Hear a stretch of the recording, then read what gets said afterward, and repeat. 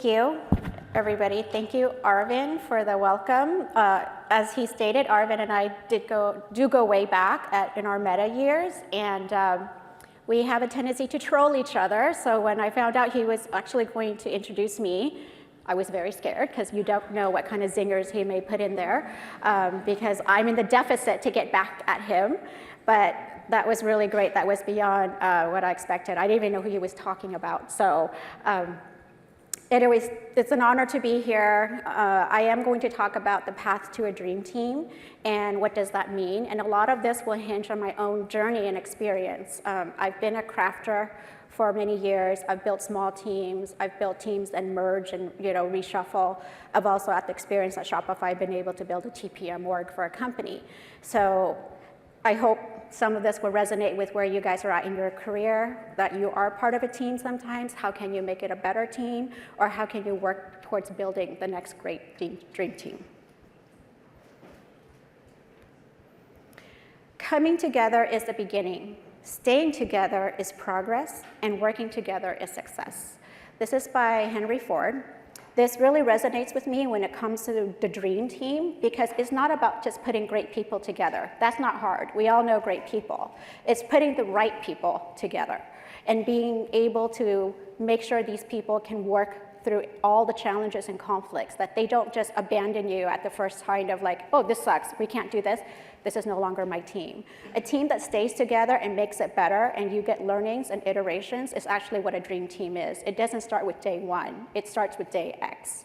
So this is really what it means for me when I was asked to talk about this topic.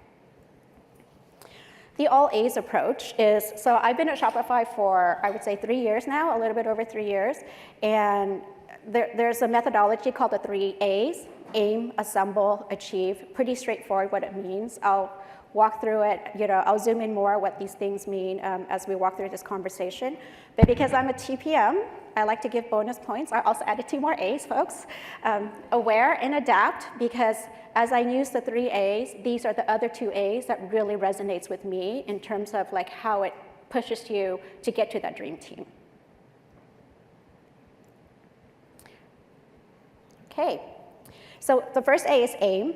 I have this is probably the most important A when you're talking about anything that you want to start, whether it's about a team, whether it's a program, whether it's an ambiguous problem someone threw on your plate. I always approach it with what is the aim? What am I aiming to do? If I don't have a plan, does not matter how great all the people in my team are, they'll just be circling, figuring out what is the next thing that they're supposed to do.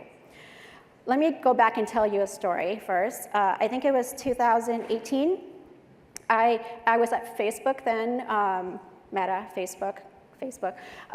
I was a payments TPM. I was a lead then for a small team, and a product manager joined at that time. His name was Kaz. He is currently the COO of Shopify, so you'll see how this threads. But he is an amazing product manager. He had a payments company that got acquired by Meta. He wrote a book called Cash, so it's like you can't really go wrong there. But he had the visions and inspiration of what payments should be, and it was very motivating. And I was his TPM for that 1 year, 9 months. Who's counting? But it was actually 1 year and 9 months working with him. We worked together in conjunction through so many programs, and our goal, we found a working model that was really interesting. Wherever we went in the conference room, this is a time when everybody was in the office. We had meetings. My job was always to sit next to Kaz. Kaz was the visionary. He sold things that people were like salivating, saying, I want it tomorrow. My job is to kick Kaz under the table so that he knows he can't get it tomorrow. We need the infrastructure. We need the platform. We don't have license to go in those countries. So this is like part of a dream team. He had the vision. I was the realist. We kept each other in control and in check, but this is part of what it means that we learn how to work together. Kaz went on to join Shopify. He led product over there at that point, and he asked me to come over, and I asked him what for. I'm kind of having a great time here. I went through payments, marketplaces. I was now in e-commerce. E-commerce bug did hit me quite a bit. And he said, come over, create a TPM team. And I said, well, I've done that. He's like, oh, I'm sorry, create a TPM org. I said, for who? He said, for Shopify. Well, I'm like, okay, where do I sign? So it's like, this is just it's just the best, I guess, opportunity ever. Like, it doesn't come often to everybody. And I said, sure, like, I'll try it. It's definitely a challenge. When I joined Shopify, I was like, oh, okay, there's TPMs here. You're a TPM. And then it's like, oh, I'm an engineering program manager over here. I have a technical project manager here. And by the way, we also have technical product managers and program managers. So you name it, that we had it all. And so I was like, okay, well, then it's just harder than I thought. And versus trying to take what I knew about TPMs at Meta, I realized very quickly that this was not going to work at Shopify. So I spent some cycles actually sitting back, mapping my thought process to the business. How is Shopify run? What are the orgs look like? How are the structure? Who makes the calls here? And most importantly, what are all the disciplines that exist at Shopify already? Because no matter what I do, these people need to work with TPMs, so I need to understand the structure.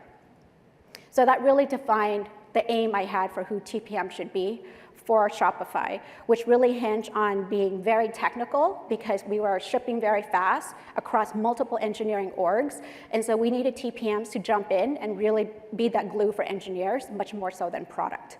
We also needed people to have strong EQ and high leadership influence because the projects and programs that TPMs are going to work on are the only most critical things in the company. And otherwise, everything else we would scrap. And so they need to be able to work with very strong personalities. So that was the archetype or profile that I defined for what TPM should be at Shopify. And then, of course, I had to make sure, I started off with a team, but once you build the team becomes an org. And I know this small team that I was going to standardize needed to be very, very different than from each other, and especially from myself. Diversity and skill set really, really matters. I definitely don't want to report to someone like myself. No matter what Arvind says, it's not great at times, nor do I want a bunch of people like me, because at Shopify, we celebrate this concept of being very spiky. It sounds like a weird word, but it just means as an individual, you have one or two things you're really, really good at. We at Shopify really think about playing up to your strength. Yes, try to balance out those gaps, but don't try to spend your career trying to do things you may not enjoy or not like or not be good at.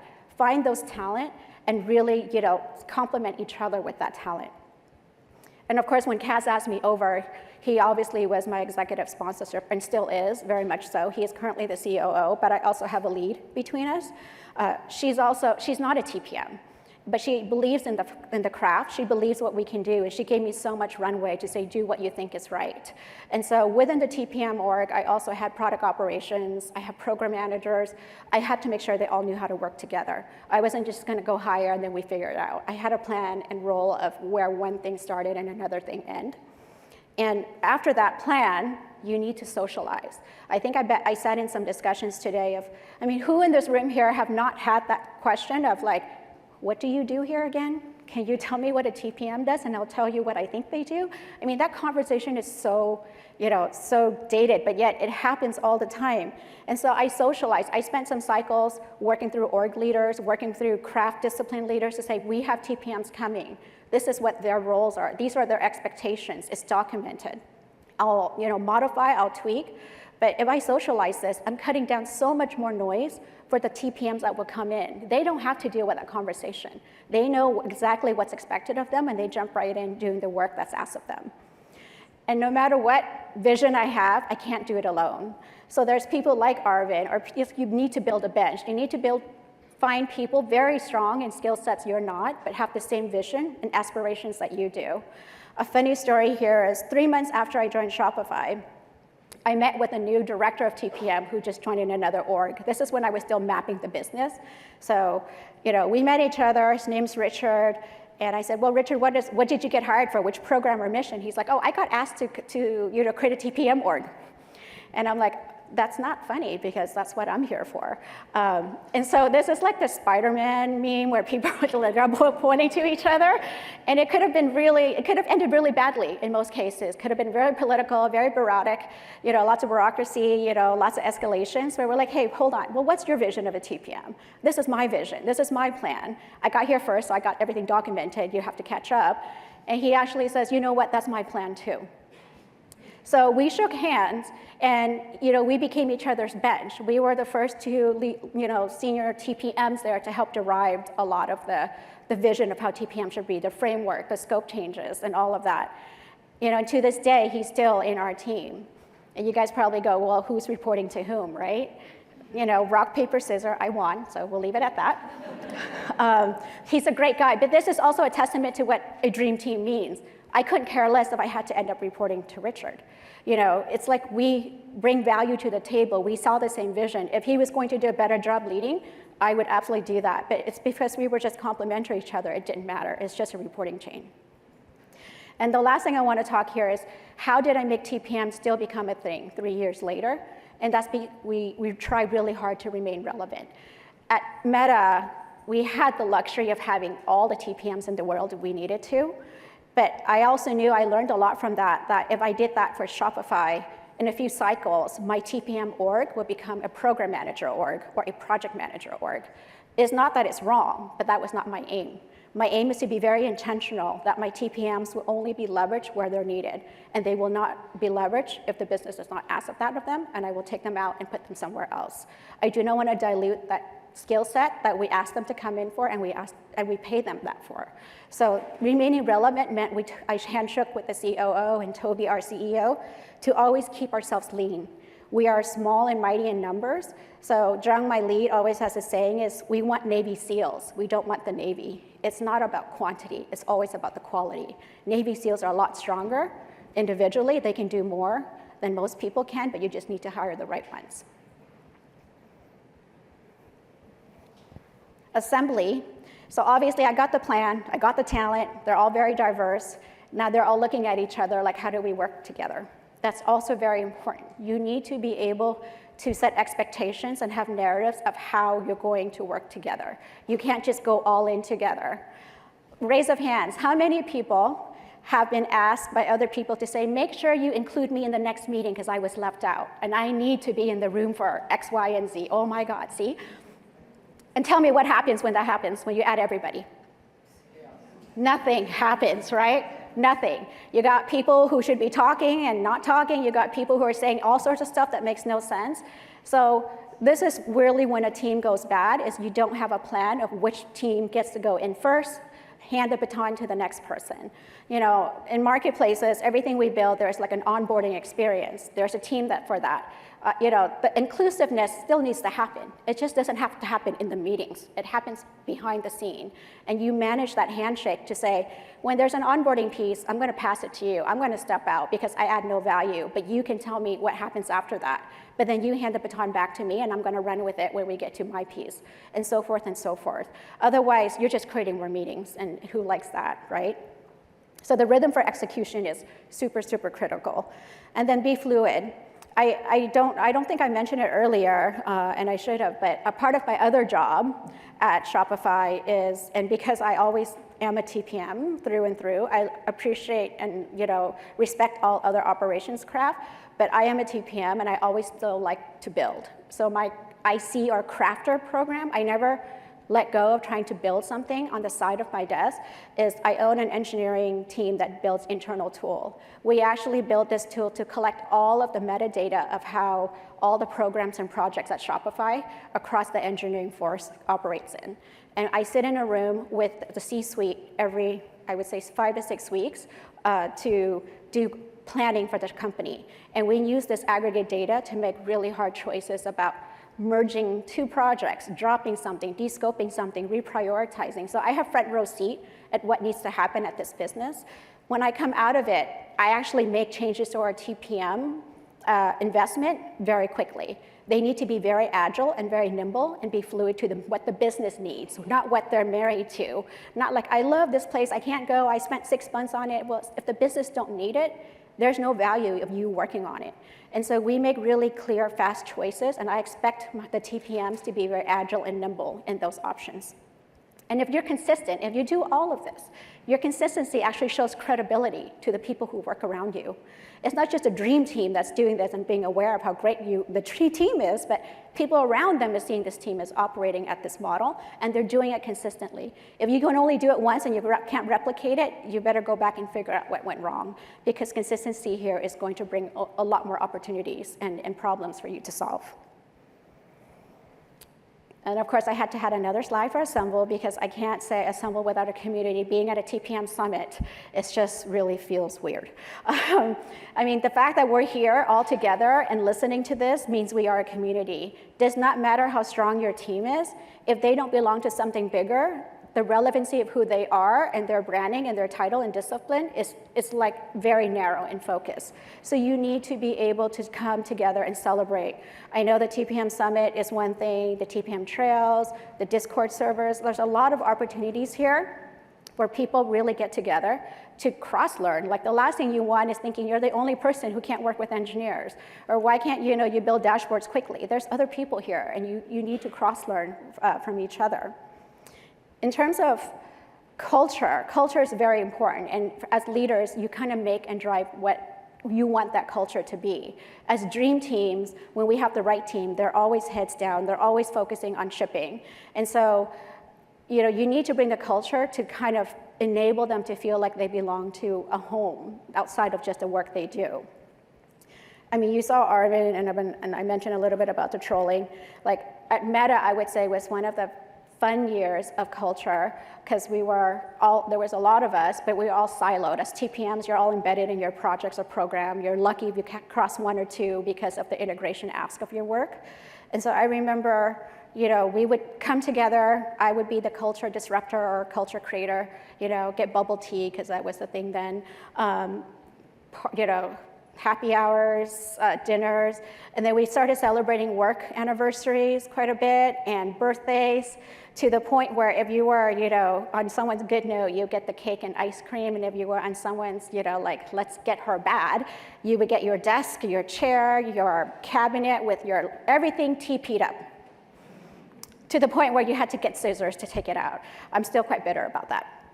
But that was the culture that really enforces us as a community for TPMs. It's like we have fun, we work hard, but we balance that out.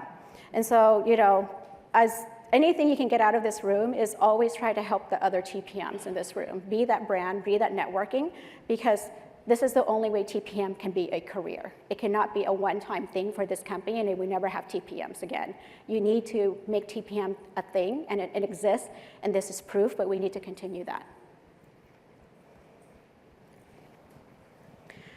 Okay, achievements here. So as you're going through this, you're executing with your teams. Every TPM is expected to have a clear output. There's a finish line of where you're going towards, and the dream team always works towards that plan or goal. But I always encourage, it's a marathon, it's not a sprint. Don't kill yourself working. Stop every mile you run to get to the finish line to celebrate, learn, and say, hey, we did this. It was not easy. Let's call this out. Celebrate the wins and make sure you know how to recognize people the way they want to be recognized. You may not believe it, but I don't like the public recognition. I like somebody tapping me to say good job there. So it's like also recognize the individual and recognize them as a team. And this really also builds credibility. If you actually expand the recognition to your stakeholders, your PM org, the group leads, the VPs of like, by the way, our TPMs with your team, landed this. They also feel validated that TPM exists for a reason. We're hitting all those markers. By the way, we're gonna go in early. We're gonna save a few weeks. We're gonna, we cut down some test time. So you need to always get checked in with all the recognition and the wins that these TPMs or the teams are doing, because if you don't and you wait for the finish line, it's easily forgotten because anything else could have happened between that you can't mitigate fast enough. So stop, pause, learn, celebrate. And nothing makes me more proud than when somebody comes up and go, can I get a TPM for my program? Like that's when you're like, oh yeah, shit, I did it. People want more of us. And, and nothing lands better than like, oh, not even just a TPM, I want Joe Smith. It's like, oh my God, Joe Smith, Reputations get lit this way. The branding and the validation is so encouraging as a leader when people come and ask for, more of you. And so really, you can't do that if you don't sell what your team is doing. All right, the bonus A's. We're almost there, people. Awareness and adaptation. So what does this mean? Every time when we celebrate wins, I always would encourage my team to go, hey, let's step back and figure if there's any way we could have done that better. If anyone tells you, no, that was a perfect plan, slam dunk, I could repeat it in my sleep, I'm going to say, please look again. Whether it's a very minor thing or a very major change, anything that you learn after every mile changes the outcome of all the other miles to the finish line. And so you need to stop, ask them to really learn, to say, what is it we could have done better? And it's not also just what did we do well, but what do we not do? It's like, we shouldn't have done that. That's a mistake. Or all the gotchas. I would say, if I talked earlier about having a spikiness in certain people, or everybody has a spikiness, I would say mine is about the gotchas of reading the room, being able to understand how to make things more efficient. So when I pass things on to other TPMs, or I know if someone else is going to work with the team I worked with, I love to share the gotchas, and I would love it back too. And some of that is like, hey, if you want decisions made, make sure A and B are in the room.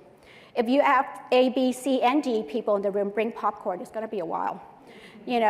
A and C only does emails, C and D only does DMs, you got to figure this out. Only bullet points, no sent, those, they're nuances, but they actually make the person who's going to inherit that information so much better. You've saved them so much time and so much toil and frustration of like, how do I work with these people?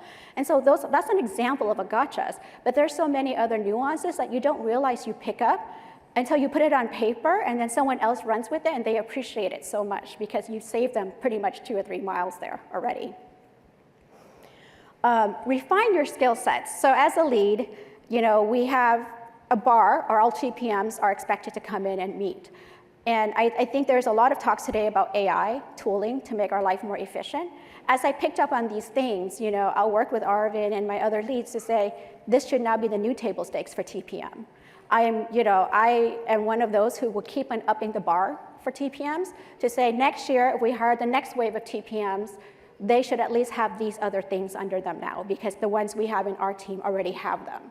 Never hire the people that the bar needs to change. It cannot be the same bar as 2 years ago, because you need to catch up with what the world is doing. You need to be out there learning, coaching and training your people, and then setting your framework to align with that. So that's also mean by awareness of what it is we need to learn, and then really adapt to that. And of course, if you adapt and you iterate, you can be working with a team, but you could also then become working with a dream team. So I'll give you a story. It's gonna be quite embarrassing, but when I started, I really wanted to become a payments TPM. And I had an engineering manager who I did an interview with. His name is Yang Hua. I think some of you who met us still knows him. And he's hardcore payments, okay? He's just all about numbers. And I sat in the room with him, and he's like, tell me what you know about payments. I'm like, well, I know that when I go shopping, I enter a credit card, and I get a confirmation, and then I get my stuff in 3 days. And he's like, is that all you know? I said, that's all I know. But I'm willing to learn. I'm very hungry and passionate about it. I just don't know enough. And yes, I am a generalist TPM. I have all the tool sets and skills to be able to take you where you need to be, but I just don't know the domain. So I didn't think I would get that role. And then he asked me, well, what do you think you can bring to the table? And I said, the thing I can do in my limited capability right now and knowing what you're capable of is bringing the requirements to you, giving you all of the nuances of what the business wants, and technically how difficult it is, I don't know, but you will tell me. Your job is to solution it. Your job is to estimate it. I would never, t-shirt size wrong for you if I can't do it yet. So until I'm an extension of you, you are the decision maker in that space. So I think that was why he gave me the role, I'm pretty sure. It was not because I didn't know anything about payments. But I spent a year after that getting the role. I was a team member, but I spent a year in that role begging, bartering anybody, bribing them with bubble tea, cupcakes, candy to say, hey, can you whiteboard for me what this means? This diagram is really confusing. Can you walk me through this? I adapted to what I needed to learn about payments. We actually became a dream team after that. We worked together for 2 whole years, shipping stuff nonstop, and it became second nature to the day when he's like, hey, I'm going out on parental leave. You're my coverage. I'm like, you want me to support your engineering team? And he's like, yes, I trust you. And he no longer needed to be in the same meetings with me. And it was just, the adaptation allowed me to be part of a dream team. And so these signals need to be always on. I don't, it worries me when people say, we will worry about our learnings afterwards. Then you already have made so many mistakes up to that point. Stop and really learn. Even if it wastes you a day or two, but it will save you so much more pain and headache along that journey. It's never about the finish line. It's always about the journey. So always be on this. Ever stop and say, I could have walked out of that doing that better. Document it, because if you don't, you're going to forget it and you're going to repeat it, or you did not remember how you solved it. So really, like documentation or just sharing that learning is going to go a long way. Get all the A's, folks. So you've seen my A's, you've seen the narrative that I wanted to share with you of the framework, but I do want to close it out to make sure like this is part of the dream team concept for these A's. So aim for the dream team you want to be a part of. Have a say, know each other's talent and skill sets, and say, I would love to be in a team where I'm really good at the people reading, but someone else needs to be really good at the leadership influence, but together we would be great together. Assemble together on how you should work as a dream team. Again, you can get great people together, but if all of them are great at the same thing or all of them don't know what each other do, you just get nothing, you get chaos. And so it's like really structure yourself, and no ego should be playing a part in this. You're not growing for yourself. If you're committed to be part of a team, that team's growth is your growth. And so leave the ego aside, leave the I am not, I want to do it all. It's like I can't do it all, because if I do it all, I will fail somewhere, and I can't leverage you, and I don't know what you're good at because we never put that to the test. So assemble really well, and this is where you're fully transparent with each other. What you like, what you don't like. When you're a dream team, you're just heads down. It's all precision. Trust is 100% if you're really a dream team. There's no self-doubt if someone can do this job. They will have to do it, because that's the expectation.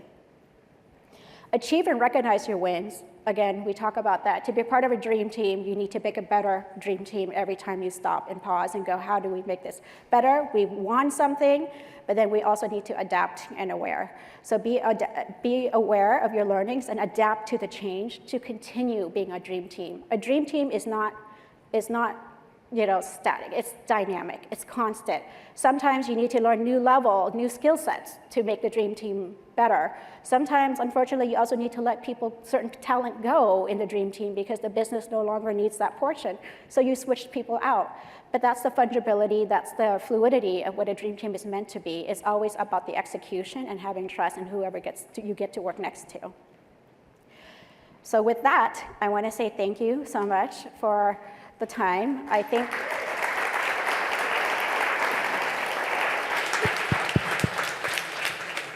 think we are all very near happy hour time. So I'll be out to say hi to folks, and I would love to hear your stories as well. And yes, you can find me on LinkedIn there with the QR code. Questions? Thank you. I think we'll start with a virtual question. How do you measure TPM org value and impact, and do you have specific metrics? I do. I was looking at Jenny. I'm going to call you out, Jenny. I was so happy to see Jenny. Jenny was my first manager at Meta. So this dates both of us a little bit, but it was just like, it was very nostalgic to see her after so many years. And we were actually talking about, it's very hard to measure TPM's success metrics. I think we were saying, data you can measure by dashboards, insights, engineering by code, product management by the product they ship.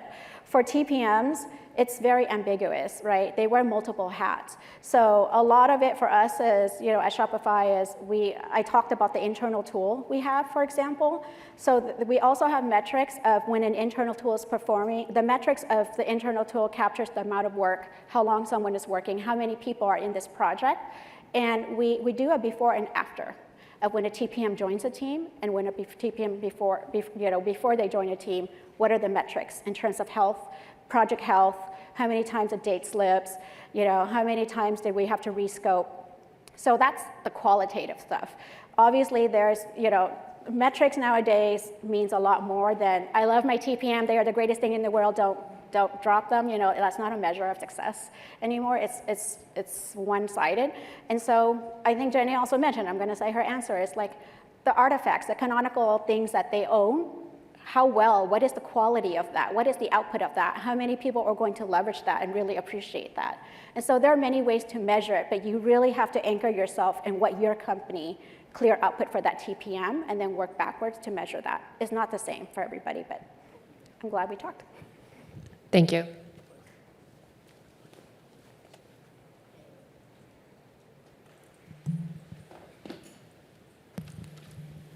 Hi, Lily. Hi. Thank you so much. All your A's get an A+. Great presentation. Lily, I had a question for you. Throughout this session, I've been hearing TPMs need to be strategic, they need to drive high impact, and the kind of psychological safety that you provided with your whole ways of working defined already for TPMs so that they don't have to establish themselves every time they're hitting a new team, it's already out there. How do you ensure that their voices with respect to the strategy they want to drive and the impact they feel is more important, like from the grassroots level, is heard? Because I heard that you are also at the, you have earned your seat at the table with the leadership. So how are you making that happen, and how are TPMs able to surface it? Good question. Because TPMs work on the most critical projects at Shopify, before I even get into the room with the executives, I would ask the TPMs for more data point of how they felt their programs were going. Because it's not always about the metrics you see on a website or a page or an internal tool. Their feedback brings a lot of validity as well, saying, this architecture is not working, there's 2 or 3 teams not aligned with this. I also bring that information to the leadership suite. I just don't show the data, but I also have TPM's perspective, so they very much play a role. And there are times when I personally ping TPMs during those sessions to actually go, can you tell me more about this area that there's a lot of contention.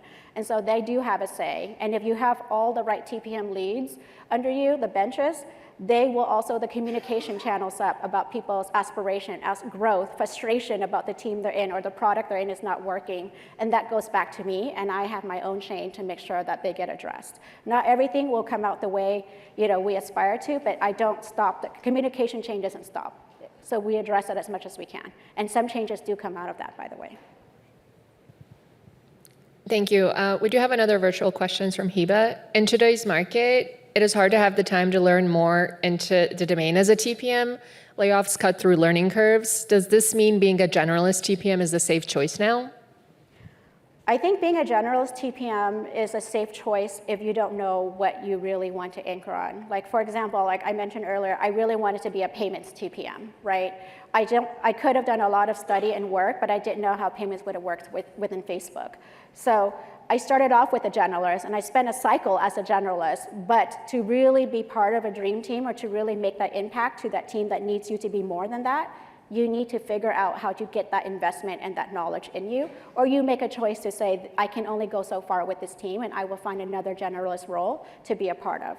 It's more of everybody's career aspiration is different. A generalist would get you through the door, but anything stronger than that, that you have a passion for, will earn you that seat. Hi, Lily. Great presentation. I enjoyed it. One question about which TPM organization is, as a TPM, is more beneficial. So what I learned over the years is when there's a central TPM organization, I usually get 2 benefits. It's easier for career growth.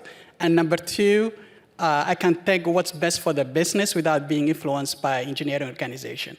The other path is reporting to an engineering manager or engineering director, but the TPM can be easily influenced, right? Because so which of these 2 models you think over the years could be one benefit versus the other? I think, personally, it also depends the size of the company.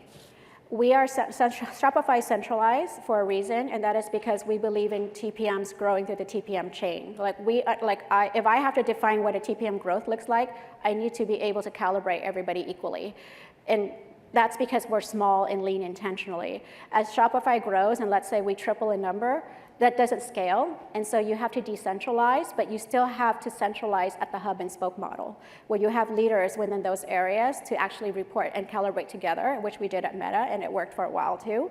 So I am not a fan of TPMs reporting to another craft or discipline because they don't know how to grow TPMs. I've been in calibrations before with PMs and Eng, and they either calibrate TPMs against their PMs and Eng, or they have very arbitrary success, like that person did, very detailed notes. It's like, or that deck looked wonderful, so it's like that is nothing. That's not the framework I'm aligning on, so that person can't grow, and they will get frustrated seeing other peers grow who are more centralized. So if you really believe in the craft, and the craft is a career path in that company, I really lean on centralization. Otherwise, it becomes very diluted, and those people get forgotten over time because other crafts who are centralized will dominate. But that's just my 2 cents.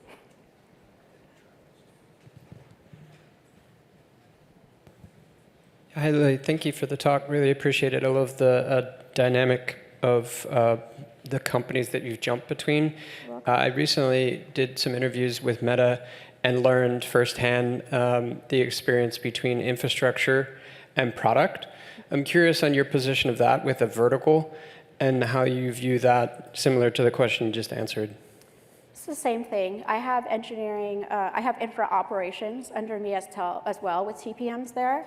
And so our framework is standardized as the minimum bar for TPMs for each level, right? And then anything else you bring above and beyond is your domain.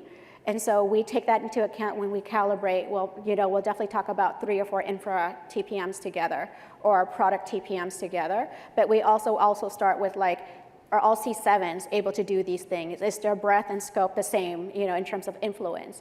And so you have to also slice and dice it in a way that is fair to the people you're calibrating. But we are centralized still with that. We just make a narrower approach because we have enough of them to calibrate separately. Sorry? What is the definition? Do I like that split?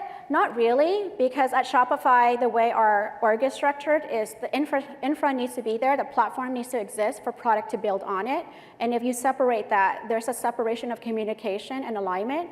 And so having it centralized, in some of our product group, we have infra teams under them, and we have a separate infra team just for the overall infrastructure. It works better because product ships faster and with higher quality because there's alignment to get things resolved as things come up together. All right, I think we are about time, and if anyone has more questions, feel free to reach out to Lyly. And thanks for great presentation and the talk. Thank you all.